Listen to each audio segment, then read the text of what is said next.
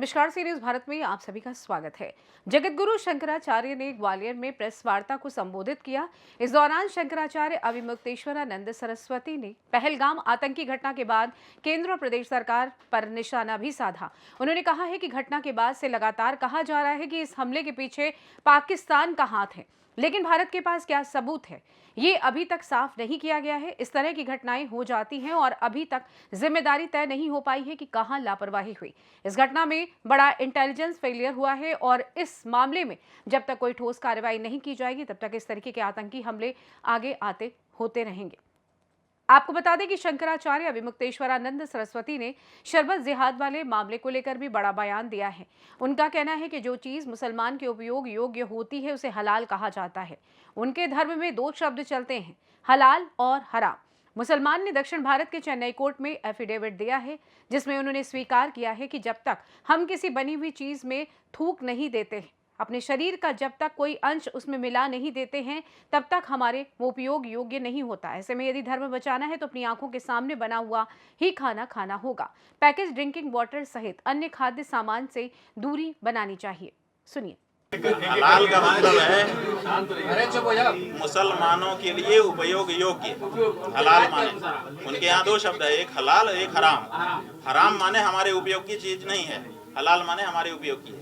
और मुसलमानों ने दक्षिण भारत के चेन्नई हाई कोर्ट में एक एफिडेविट दिया, उसमें उन्होंने स्वीकार किया है कि जब तक हम किसी बनी हुई वस्तु में थूक नहीं देते हैं, अपने शरीर का कोई अंश उसमें मिला नहीं देते हैं, तब तक हमारे लिए वो उपयोग योग्य होता ही नहीं। एफिडेविट पर कहा है। तो ऐसी परिस्थिति में हम लोग बचपन से सुनते थे कि उनके यहाँ पानी मत पीना। हम लोगों के घर में बताया गया था कि भाई उनके यहाँ उठो बैठो, उनका मदद करो, सब करो, लेकिन पानी मत पीना। हमने पूछा अपने घर में कि हमको क्यों रोका जा रहा है, उन्होंने कहा कि उनके यहाँ नियम है, थूक पिला करके देते हैं। तो हम लोगों ने इसको भरोसा नहीं किया। बाद में हम जब बड़े हुए, हमने कई मुसलमानों से पूछा कि क्यों भाई तुम्हारे यहाँ होता है, तुम्हारे यहाँ होता है, उन्होंने भी मना कर दिया। लेकिन अब तो वहाँ पे वो एफिडेविट पे स्वीकार कर लिया, तब क्या कहें हम। तो इसलिए हम कह रहे हैं कि अगर धर्म बचाना है तो आपको अपने सामने, आंखों के सामने बना के खाना होगा। ये पैकेज्ड जो ड्रिंकिंग वाटर या ड्रिंकिंग वस्तुएं या खाने की चीजें हैं, ये सब में गड़बड़ी है, ये जान लीजिए। इसीलिए हम अपने शिष्यों को कहते हैं कि देखो 3 नियम ले लो, तिलक, चोटी और घर की रोटी, तो बचे रहो। वहीं शंकराचार्य विमुक्तेश्वरानंद सरस्वती ने औरंगजेब की कब्र हटाने के मामले पर भी अपना बयान दिया है। उनका कहना है कि शास्त्र कहता है कि जब तक मृत्यु नहीं होती तब तक बैर रहता है, लेकिन जब व्यक्ति मर गया तो वो हमारा शत्रु भी है, तो उससे शत्रुता खत्म हो जाती है।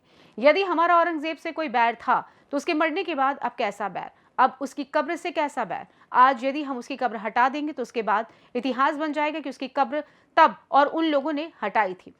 वो इतिहास के माध्यम से जिंदा बना रहेगा। इतिहास आज के जीवन को बर्बाद करने के लिए नहीं पढ़ा जाता है। सुनिए। हमारे यहाँ मरणांतानि वैराणि, शास्त्र कहता है, हम शास्त्र की बात कह रहे हैं कि जब तक मृत्यु नहीं होती है तब तक बैर रहता है। एक बार व्यक्ति मर गया तो हमारा शत्रु भी है, फिर हम उससे शत्रुता समाप्त हो जाती है। जो आपका क्रिमिनल केस है वो भी आपके जीवन तक रहता है। आपके ऊपर हत्या का अभियोग चल रहा है, तब तक चलेगा जब तक आप जीवित हो। जैसे ही मरे मामला खत्म।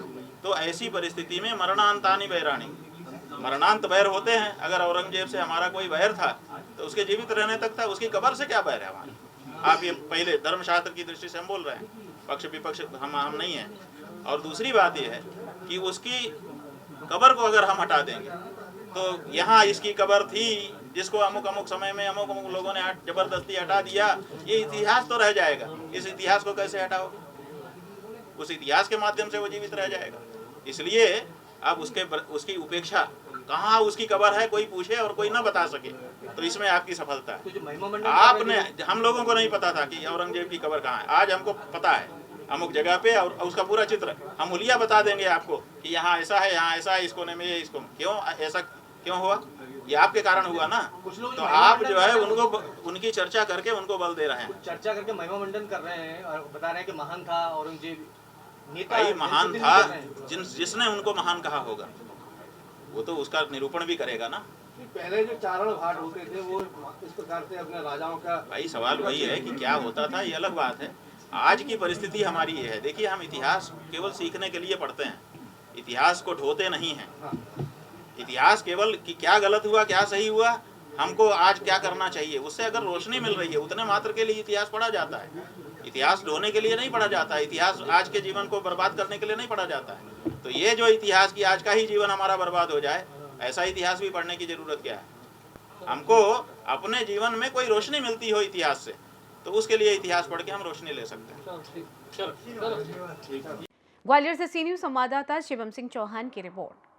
फिलहाल के लिए इस खास रिपोर्ट में बस इतना ही। देश दुनिया की तमाम बड़ी खबरों को जानने के लिए जुड़े रहिए सी न्यूज़ भारत के साथ। हर खबर आपके साथ, आपके हाथ।